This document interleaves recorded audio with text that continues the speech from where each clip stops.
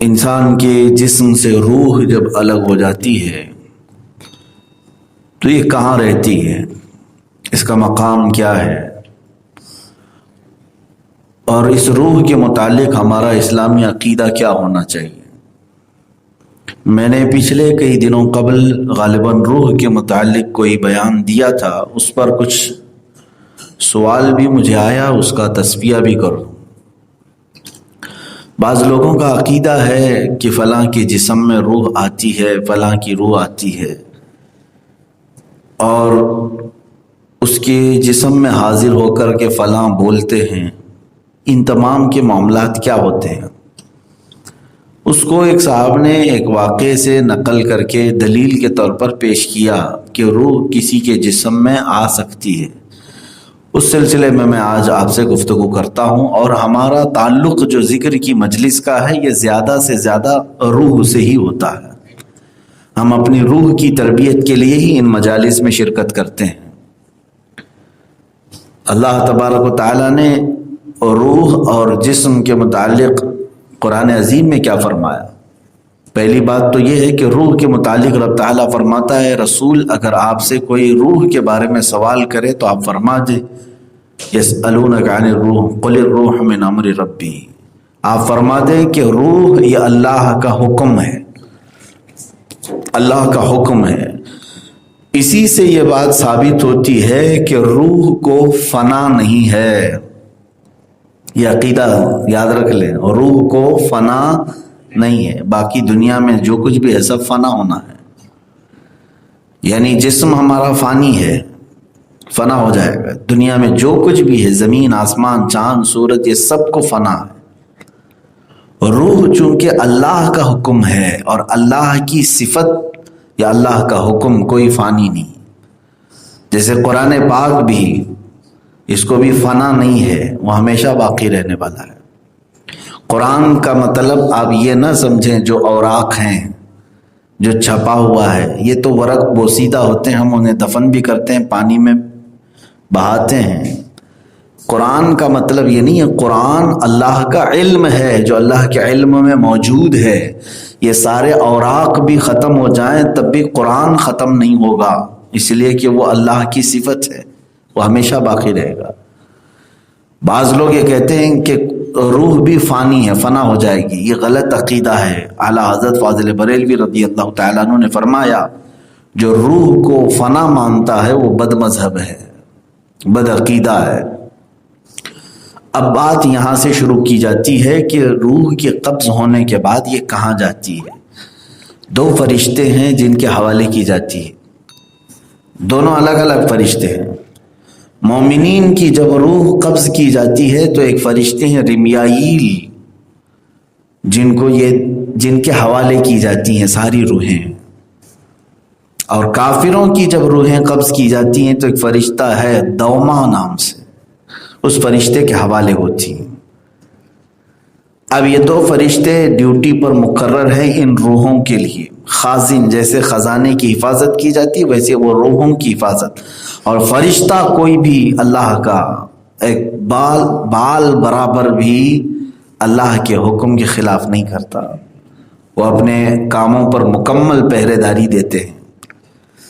تو مومنین کی روحیں قبض ہونے کے بعد فرشتے کے تابع ہیں، لیکن فرق یہ ہے، حدیث پاک میں حضور اکرم صلی اللہ تعالیٰ علیہ وسلم نے ارشاد فرمایا، مومنین کی روحوں کو اللہ آزاد فرماتا ہے، وہ جہاں چاہیں سیر کرتی ہیں۔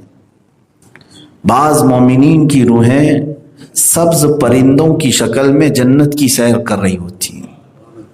جو آپ نے دیکھا نا کہ بہت سارے خواب آپ نے سنے کہ فلاں کو ہم نے جنت میں دیکھا، فلاں جنت میں ٹہل رہے تھے، یہ سب معاملات روحوں کے ہیں۔ اب تک تو جنت میں کوئی انٹر نہیں ہوگا، جب حساب کتاب ہوگا قیامت کے دن تب جنت میں جائے گا۔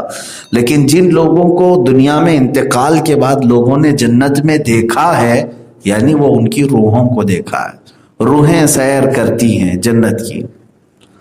یہ مومنین کی روحیں ہیں، ان کو اختیار ہے۔ اور قرآن پاک میں دو آیتوں میں یہ الفاظ بھی آئے ہیں، کلا ان کتاب الابرار لفی علیین وما ادراک ما علیون، اور ایک میں ہے ان کتاب الفجار لفی سجین وما ادراک ما سجین۔ علیین اور سجین یہ دو وادیاں ہیں۔ علیین میں تمام مومنین کی روحیں پہنچ جاتی ہیں۔ یہ کہاں ہے علیین جگہ؟ 7ویں آسمان کے اوپر علیین اس جگہ کو کہتے ہیں۔ یہ مومنین کی روحوں کے رہنے کی جگہ ہے۔ فرشتہ ہے رمیائیل جو ان کی حفاظت پر مامور ہے، لیکن وہ آزاد بھی ہیں، وہ روحیں علیین میں پہنچائی تو جاتی ہیں، آزاد ہے۔ جنت کی سیر کرنا چاہیں سیر کریں۔ اور ایک حدیث میں ملتا ہے کہ چاہے زمزم کے کنویں کے پاس ہزاروں مومنین کی روحیں ہوتی ہیں، وہ وہاں پر ہوتی ہیں، کچھ خانہ کعبہ کے پاس، کچھ رسول اقدس صلی اللہ تعالیٰ علیہ وسلم کے روضے کے پاس۔ یہ مومنین کی روحیں ہیں۔ اور کافروں کی جو روحیں ہیں وہ سجین میں ہوتی ہیں۔ سجین کہاں ہے؟ 7ویں زمین کے نیچے شیطانی لشکر کی جو جگہ ہے، شیطانی جو لشکر ہے وہ ہے شیطان کی ذریت، بہت بڑی ایک وادی ہے علیین، وہ شیطانی لشکر پورا وہاں پر موجود ہے۔ کافروں کی روحیں وہاں پہنچائی جاتی ہیں، لیکن وہ قید ہوتی ہیں، انہیں آزاد نہیں رکھا جاتا۔ دوما نام سے جو فرشتہ ان کی حفاظت پر مامور ہے، ان میں سے کوئی روح کو وہ آزادی نہیں دیتا۔ اب یہاں سے پتہ چلا کہ جو یہ خیال ہے کافروں کی روحیں بھٹکتی ہیں، یہ غلط ہے۔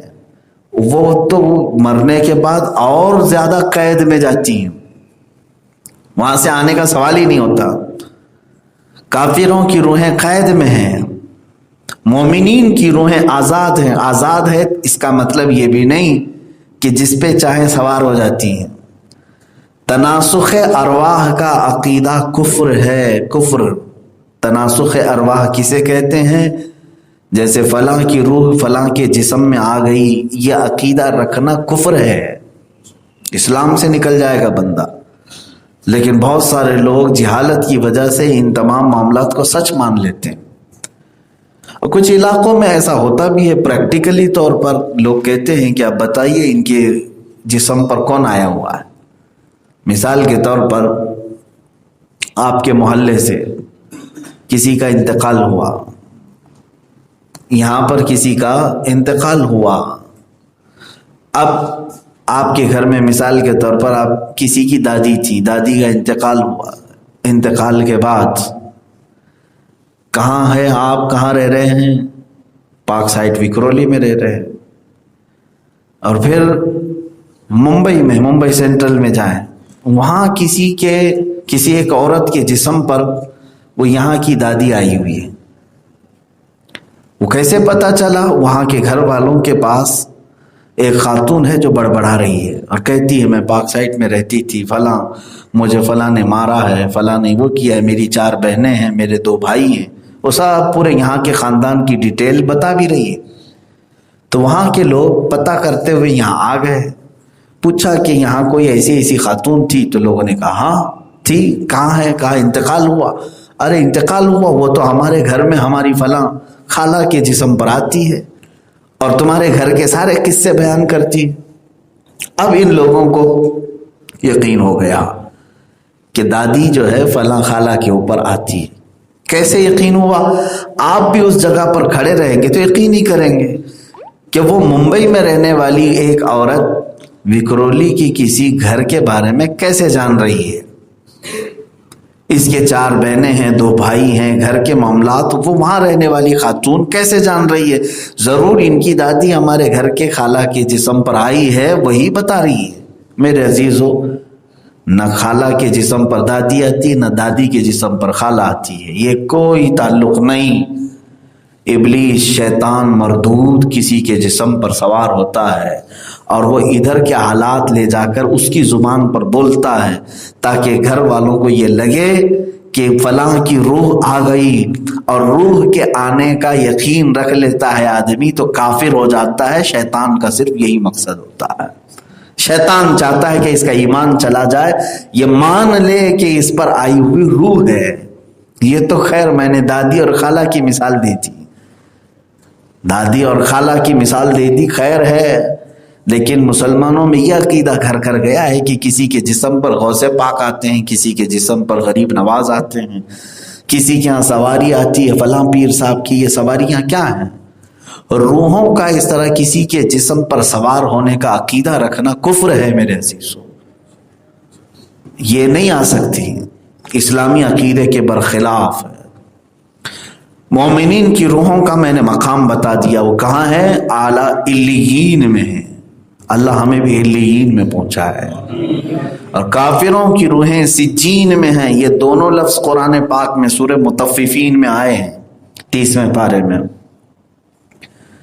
یہ سجین اور علیین دو مقامات ہیں جہاں پر کافروں کی روحیں اور مومنین کی روحیں پہنچتی ہیں۔ مومنین کی روحیں آزاد تو ہیں لیکن کسی کے جسم پر سوار نہیں ہوتی، اور کافروں کی روحیں مرنے کے بعد اور زیادہ قید ہو جاتی ہیں۔